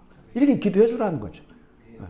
그래서 저희도 같은 경우도 주일날 우리 마지막 기도할 때 보면 항상 치유기도 하잖아요. 예수를 무슨 능력 있어도 그래 기도합니까? 기도하면 우리가 기도한다고 하는 건 하나님께서 그 일을 하시길 원하는 마음이잖아요. 그 하나님 하실 수 있는 분이고 그 하나님의 뜻이에요. 하시는지 안 하시는지는 얼마나 우리는 기도할 수 있다는 거죠. 근데 이게 그렇게 기도하다 보면 정말 사건들이 나타나게 돼 있어요. 특별히 우리가 의료 시설이 너무 안 좋은 캄보디아에 살잖아요. 저희가 5식구인데 20년을 살았어요. 우리 아이들하고 난 15년 살았는데 병원을 간 지가 손가락에 꼽아요. 초기에는 만약 지금 같으면 더 많이 갈 수도 있겠죠. 그래도 병원들이 있으니까. 초기에는 의료보험 난데 갔다 오면 50불 100불이죠. 그때는 그런 돈을 쓸 수도 없었고 그리고 병원도 신뢰도 안 되는 데가 많고 저는 오히려 병원 침 맞았다가지고 이렇게 뭐 감염돼가지고 막 간수 쪽 올라가고 이런 적도 있었거든요. 근데 그러니까 어떻게 하겠어요. 그죠? 한국 데려갈 수도 없고. 그냥 집에서 그냥 아프면 얼음으로 찜질해주고 막 하면서 기도하고 품고 자 그러다 보면 다 나아요. 처음에 애들은 아프면 병원 가야 된다 이런 상식이 없었어요. 상식이. 왜냐면 너무 오랫동안 병원 안 갔으니까. 그러니까 이게 그럼 우리 안 아팠냐? 아팠어요. 그동안 아팠는데도 이게 결국에는 우리의 믿음의 문제였던 것 같아요. 궁지에 몰리니까 하나님밖에 의지할 수 없으니까 그걸 기도하고 하니까 하나님 치료하시는 거예요. 근데 우리 궁지에 안 몰렸어도 우리는 먼저 얼마든지 내가 아플 때도 마찬가지고 가족이 누구 아플 때도 마찬가지고 자녀들 마찬가지고 먼저 기도하는 거예요. 치유기도 하는 거죠. 그리고 나서 이제는 응답이 없거나 아무런 뭐가 없어도 그 기도라고 하는 것 자체가 그를 사랑하는 마음의 표현이에요. 영혼을 사랑하는 마음이니까. 그리고 또 어떤 때 하나님께서 하나님 원하시면 치료해 주시는 거죠. 그럼 감사하고. 치료하지 않으면 그냥 우리가 일상에 하던 방법으로 하면 되는 것이고. 그걸로도 가능하다는. 그 전에 보니까 어떤 때는 막 치통 너무 아파가지고 기도하니까 치과 가라고 그래. 치과 가라고. 주님께서 마음의 감동이. 치과 가면 돼. 그래. 그 먼저는 그래 기도했다는 거죠. 그냥 치과 갈 수도 있지만 왜냐하면 우리 모든 걸 주인은 예수님이시니까 그분의 이름으로 먼저 기도하는 거예요. 그러면 길을 안내해 주시게 돼요. 그걸 통해서 또 하나님의 살아계심을 경험할 수도 있는 것이고. 그러니까 이제 한 번씩 저희가 이제 어떤 때 특별할 때 찬송 부르기 전에 아픈데 손 얹고 기도하십시오. 내지는 축도하기 전에 한 번씩 그럴 때도 있잖아요. 그걸 감동이 왔기 때문에 이제 하는 거거든요. 처음에는 이게 되게 꺼려졌어요. 괜히 기도했는데 아무도 안 났으면 나만 이상한 사람 되는 거나 이렇게 생각했는데 그리고 그렇게 치유에 기도해도 아무도 나았다고 얘기하는 사람이 없어요. 근데도 그 감동을 주시면 해요, 제가. 왜냐하면 나중에 시간이 지나니까 이렇게 어떤 분들 교회 떠나시면서 그런 얘기 하시는 분도 있고 목사님 그때 사실 제가 어떻게 아팠었는데 그때 막 갑자기 가슴이 뜨거워지면서 나았어요. 그러시더라고요. 그러니까 누군가는 모르겠어요. 하나님께서 누군가를 고치실 시간이야, 그 시간. 근데 만약 그냥 고쳐주면 이게 내가 하나님이 낫게 해줬나, 나을 때가 됐나 헷갈리는 거예요. 근데 그날 목사가 갑자기 특별하게 치유 기도를 하는 거예요. 근데 그날 내가 좋아졌어. 그러면 하나님이 고쳐주고 이렇게 된단 말이죠, 이게. 그런 거에 우리는 조그만 도구로 쓰임 받는 거니까. 그래서 그런 감동이 오면 이제는 주저하지 않고 치유 기도를 해요. 왜냐, 분명 하나님께서 누군가를 오늘 치료하려고 하시는구나. 그에게는 이 치유의 경험이 놀라운 경험이거든요. 그분에게는. 근데 예배 드리다가 낫단 말이에요? 그럼 진짜 이게 예배 드리다가 하나님 고쳐준 건지. 저도 그런 의심이 될 때가 있다. 그래 의심이 나요. 그렇기 때문에 이런 도구가 필요할 수 있다는 거죠. 그래서 이제는 치유 기도를 하는 거예요. 마태복음 4장 23절 24절 시작. 예수께서 온 갈릴리에 천국 복음을 전하시며 백성 중에 모든 병과 모든 악한 것을 고치시니 소문이 온 누리에 퍼진다. 사람들이 모든 앓는 자, 각종 병에 걸려서 고통당하는 자, 귀신 들린 자, 간질하는 자, 병들을 데려 고치시더라. 아멘이시죠? 사람들이 모든 앓는 자, 각종 병에 걸려서 고통당하는 자, 귀신들 이런 사람 다 데리고 왔는데 예수님은 한 명도 못 고친 적이 없는 거예요. 다 고치고 다 갔다는 거죠. 그 예수님 하신 일이 보면 위에 회당에서 가르치시고 티칭 우리가 지금 우리가 하는 게 가르치는 거죠. 그리고 천국 복음을 전파하시고 프리칭에 선포하는 거예요. 선포. 이거는 이제 믿음으로 제가 주일날 설교할 때 이럴 때 가르치는 것보다는 선포하는 거예요. 그리고 우리가 이게 아까 이제 우리가 말씀을 나누다가 나중에 막 기도하잖아요. 그 믿음으로 우리가 그 기도를 선포하는 거예요. 그리고 또 하나 있죠. 약한 것을 고치신 힐링. 그러니까 예수님께서 뭐라고 말했어요? 내가 떠나는데 성령님 오실 거야. 그러면 내가 한 일을 너희가 하게 될 거야. 이렇게 말씀하셨어요. 내가 한 일이 뭡니까? 티칭 가르치는 거. 프리칭 믿음으로 선포하는 거. 그리고 힐링 치료하는 거. 근데 우리는 이 선포와 힐링에 부족해요. 사실은. 가르치는 건 교회에서 지금 많이 하고 있고 양육하는 거예요. 그러니까 가르쳤으면 우리가 하나님 알아가게 되고 믿음이 생기죠? 그러면 선포하는 거예요. 그렇죠? 선포. 이 어둠의 권세를 향해 선포하고 아픈 거에 대해 선포하고 그러면 힐링이 일어나는 거예요. 치유되는 거예요. 그러니까 이런 부분이 우리 예수님 안에서 제자들이라면 해야 된다는 거예요. 이런 것들이 막 사방에서 일어나야 돼요. 사방에서. 근데 이제 이게 자꾸 두려워하고 믿음이 없으니까 자꾸 이런 걸 안 하려고 그러는 거예요. 그러니까 했는데 그냥 안 나서 어떻게 이런 것도 있고. 근데 이건 사실은 내가 자꾸 치료 안 나는 사람으로 생각하니까 그런 거죠. 하나님이 하시는 일이고 너희 믿음으로 하라고 하셨으니까 우리는 순종해서 하는 거예요. 그 뒷일은 하나님이 알아서 하시는 거예요. 아멘이십니까?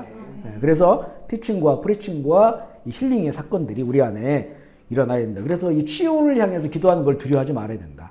내가 아플 때 나를 향해서도 하고, 또 남편 아플 때 남편, 아내, 아이들 아플 때는 엄마나 아빠 손 얹고 기도해 주는 거예요. 그죠? 기도해 줘요. 네. 정말 간절한 마음으로 치료받길 기도하고. 네. 특별히 이렇게 캄보디아 같은 열악한 이런 나라에서는 우리가 이걸 많이 해야 돼요. 한국에서도 너무 병원들이 많고 막 잘 되어 있기 때문에 아예 이런 걸 안 하려고 하는데 먼저 기도하는 게 사실은 그죠? 우리 예수님을 주인으로 인정한다면 먼저 주님께 맡기고 기도하는 게, 그러면 주님의 어떤 그 지혜를 따라서 말씀을 따라서 하는 것이 오히려 온전하죠. 우리가 진짜 주님의 자녀들이라고 한다면.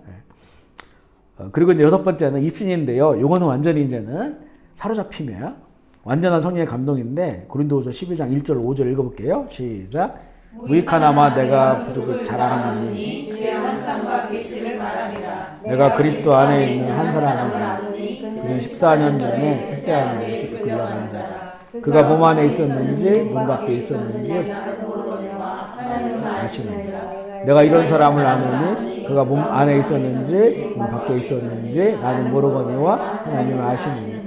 그가 낙원으로 이끌려가서 말로 표현할 수 없는 말을 들었으니 사람이 가히 이르지 못할 일을 내가 이번 사람을 위하여 자랑하겠으나 나를 위하여는 악한 것들에 하지 않아. 아까 사울이 그렇게 기도를 시작했다고 했잖아요. 근데 그 이제 기도하다 어떻게 됐냐면 이걸 입신이라고 해요. 그러니까 그 어떤 성령님의 감동 딱 이 표현이 딱 맞아요. 내가 몸 안에 있었는지 몸 밖에 있었는지 나도 모르거니 하나님 아신다. 그러니까 이거는 완전히 성령의 강렬한 역사로 인해서 나를 이끌어 가신 거죠. 이끌어 가셔서 하나님의 세계를 보고, 이건 거의 계시, 하나님께 뭔가를 계시할 때, 하나님의 큰 뜻을 계시할 때. 근데 이게 사울은 이게 내 경험이다라고 얘기를 안 해요. 어떤 사람이 이런 경험을 했다. 왜냐면 자기가 그걸 자랑하고 싶지 않은 거예요. 부득이하게 어떤 사람이 경험을 얘기하겠는데 14년 전에 사도 바울이 경험한 건데 내가 뭘 봤느니 이렇게 얘기하면 사람들이 그것도 막 높일까봐 그 다른 사람 어떤 사람을 내가 안다라는 그게 자기예요. 자기 겸손한 표현이죠. 근데 그때 그 사건이 바로 이런 사건이었다. 셋째 하늘을 올라갔다 왔다는 거죠. 이거는 뭐 놀라운 거죠. 놀라운 거. 특별한 그런 경험이 우리가 보통 입신이라 얘기를 하는데요. 전에 저희가 이제 초기에 현진 사역을 할 때 우리 캄보디아 이제 목회자들 또 가족들이 믿음 없는 분들이 많아요. 체험이 없기 때문에. 그래서 한국에 이제 저희 파성교회에 자주 오셨던 여자 목사님이 기도 많이 하시고 특별히 이렇게 좀 그것도 방언 체험이라든가 입신이라든가 이런 체험들을 그분 집회를 통해서 많이 일어나요. 그분을 모셨던 거예요. 제가 2번을 모셨나 3번을 모셨나. 그런데 두 번째 했던 기억인데 그때 이제 저 깜봉 스프에 있는 목회자 사모님이랑 같이 오셨어요. 근데 저희가 평소에 이렇게 성진수 목사님하고 거길 가면 사모님이 되게 냉소적이었어요. 아이고 이거 목회하면서 뭐 돈도 안 되고 그러면서 이제 우리가 뭔가를 더 줘야 되는데 그러니까 믿음이 없는 거죠. 그냥 세상적인 어떤 직업으로 보는 거예요. NGO 뭐 이런 것처럼. 근데 주는 건 적고 불만이들이 있었던 거예요. 가서 물도 막 안 주고 그래 가면. 그 목사님은 오셔도 잘 섬겨주시는데 그랬던 사모님이 거기 참여했어요. 집회 기도하다가 쓰러졌어요. 천국을 갔다 왔어요. 하나님을 갔다 온 거죠. 그 다음에 갔더니 물도 갖다 주시고 지금도 목회하고 계신 거죠. 이게 입신을 하신 거예요. 이제 이렇게 들어가서 이제는 하나님께서 예수님께 열어주신 것 정도를 보는 거죠. 천국 볼 수도 있고 지옥 볼 수도 있고 또 아니면 또 다른 어떤 신비한 세계를 볼 수 있는 거예요. 그래서 성경에 써 있는 많은 부분이 그걸 보고 쓴 게 많아요. 그 다음 구절도 그거거든요. 요한계시록 4장 1절 2절 말씀 시작. 이후에 내가 보니 하늘에 열린 문이 있는데 내가 들은 바 처음에는 내가 말하던 나팔 소리 같은 음성이 이리로 돌아오라. 이후에 마땅히 일어날 일들을 내가 내게 보이리라 하시더라. 내가 곧 성령에 감동되어 보라 하늘에 보좌를 베풀었고 그 보좌 위에 앉으십니다. 그러니까 그 요한계시록 2장 3장은 예수님께서 그 사도 요한 있는 곳에 오셨잖아요. 반모섬에 오셔서 거기서 7교회를 향해서 말씀하신 거를 써서 보내라 편지로. 그리고 4장은 보니까 이 사도 요한이 성령에 이끌려서 하늘나라로 올라갔어요. 하나님 보좌로. 그때부터 이제 본 것이 쫙 나온 게 이제 요한계시록이에요. 요한계시록. 나중에 신비한 영역이 이해할 수 없는 영역들이 많죠. 이게 바로 이제 입신의 그런 경험이에요. 저는 개인적으로는 이 경험은 없어요. 그러니까 기도하다가 쓰러진 적은 있어요. 쓰러지고 의식이 없었던 적은 있었는데, 근데 뭐 쓰러져가지고 막 이 환상을 이렇게 펼쳐져서 천국을 보거나 이렇지는 않아요. 근데 이제 뭐 기도하다가 약간 뭔가 좀 스쳐 몇 가지 장면이 스치는데 평소에 볼 수 없었던 거, 이게 지옥 같구나라고 이런 것들은 이제 몇 번 있었지만 환상 내지는 어떤 이미지 이런 것들은 여러 차례 있었지만 이렇게 막 완전히 그 인사불성으로 알지 못하는 그런 상황에 간 적은 없어요. 근데 이런 부분들도 아주 특별한 상황 가운데서도 일어난다. 아주 깊은 거죠, 이거는. 이런 분들은 대부분 이제 하나님의 계시를 전하는 자들에게 이렇게 좀 일어날 수 있는 그런 일들이에요. 7번째 호흡기도예요. 마지막인데요. 호흡기도는 사실 호흡기도는 제가 지금 호흡기도라고 하는 그 훈련을 할 때 이건 저희가 배우긴 했는데 제가 경험적으로는 그러니까 최근에 그러니까 예를 들어서 이제 어떤 예배 전에 막 긴장감 같은 게 와요. 그 말씀을 전하고자 하면 막 긴장감도 이렇게 되면 그때 이렇게 숨을 쉰 건 여기 이 구절이 이제 예수님께서 숨을 쉬면서 너희 성령 받아라 이렇게 하셨거든요. 평안히 있으라고 말씀하시고 그래서 이제 이렇게 숨을 쉬면서 호흡 기도를 따라 하려고 하는 건 아닌데 하다 보니까 최근 아니죠. 몇 년 정도 했어요. 특별히 이제 주일 예배 전에 교회 와서 앉아서 숨을 크게 쉬면서 들이쉬면서 내쉬면서 이렇게 주님 사랑합니다. 주님 성령님 내 안에 충만하소서 이렇게 숨을 쉬면서 해요. 이렇게 몇 번을. 그러면 되게 마음이 안정스러운데 이 호흡 기도라고 하는 기도가 있어서 이거는 한 10분 이렇게 하면 되게 좋은 거예요. 특별히 이렇게 뭔가 좀 불안하고 두렵고 긴장감 있고 했을 때 그때 한 10분 정도 더 할 수 있으면 더 해도 좋고 호흡을 길게 하면서 해야 되니까 그러니까 하나님께서 처음에 사람을 만드시고 코에다가 하나님의 호흡을 불어넣었어요. 근데 하나님의 숨이 우리 안에 들어왔단 말이에요. 우리는 그 숨을 받아들인 거죠. 그래서 우리는 이제는 그 어떤 그 생령, 살아있는 영적 존재가 돼 있는 것인데 근데 이게 이제 범죄함으로 떠났잖아요. 그 혼이 살아있고 살아있는데 이건 죽은 것처럼 하나님의 영이 없는 그런 상태인데 우리 예수님을 믿으면 성령 우리 안에 들어와셔서 다시 하나님의 그 호흡이 우리 안에 들어온 거예요. 그래서 그 영적 호흡을 살아가는 거예요. 영적 양식을 먹으면서. 그거는 육신이 죽어도 그거는 영원히 사는 거죠. 그러니까 그 영적 호흡을 하는 거죠. 그러면서 이제는 뭐라고 할까? 이거는 하나의 주님이 나와 함께 계시고 이것을 내 호흡을 통해서 더 강렬하게 느끼는 거예요. 왜냐하면 우리가 살면서 우리 믿음으로 내 안에 성령님이 계신데 내 까먹고 살잖아.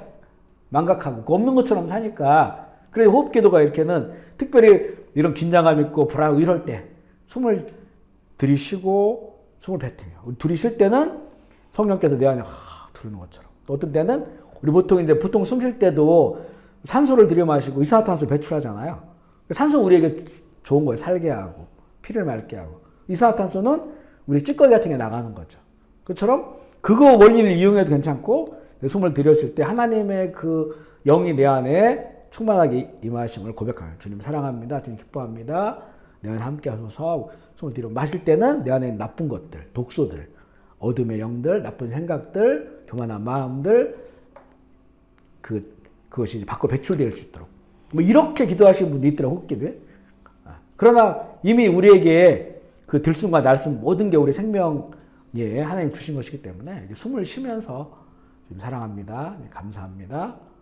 내 안에 거하시고 주님 기뻐하기 원합니다. 이렇게 호흡에 맞춰가지고 하는 거예요. 호흡기도.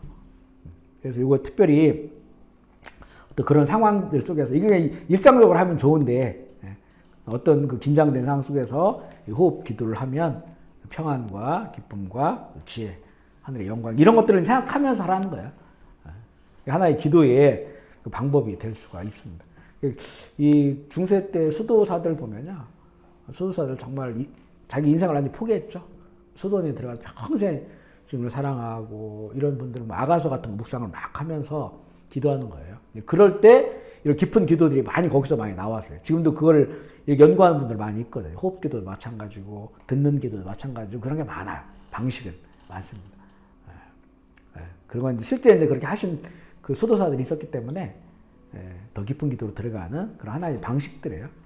그런 정도 우리가 좀 알면 좋고요. 좀 정리를 하면 기도 일상에서는 하늘 아버지께 자녀로서 대화하듯이, 그러니까 이거는 그냥 편하게 우리가 뭐든지 하나님 기도할 수 있는 거예요.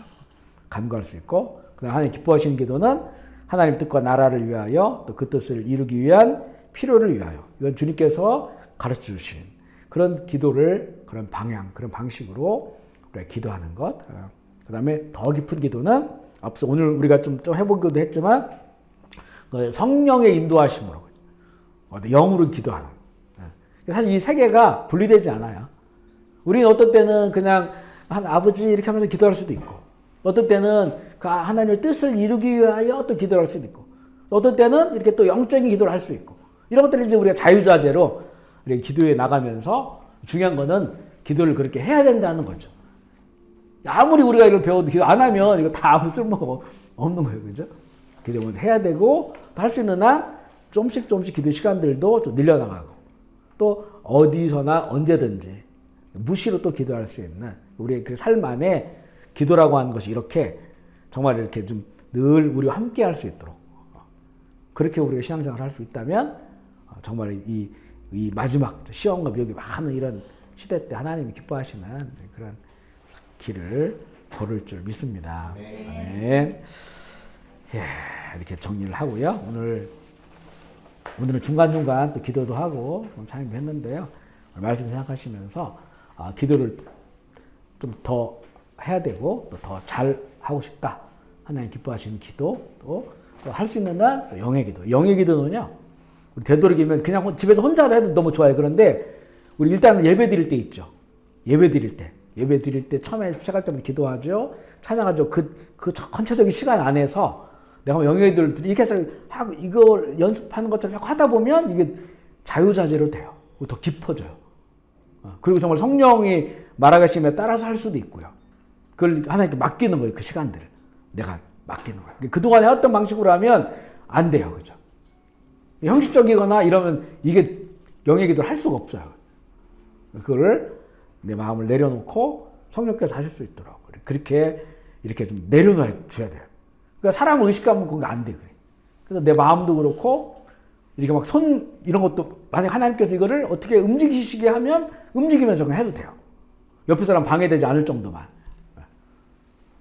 그러니까 그런 식으로 해서 하나님께 더 깊이 나아갈 수 있는 그런 방향들이 되거든요.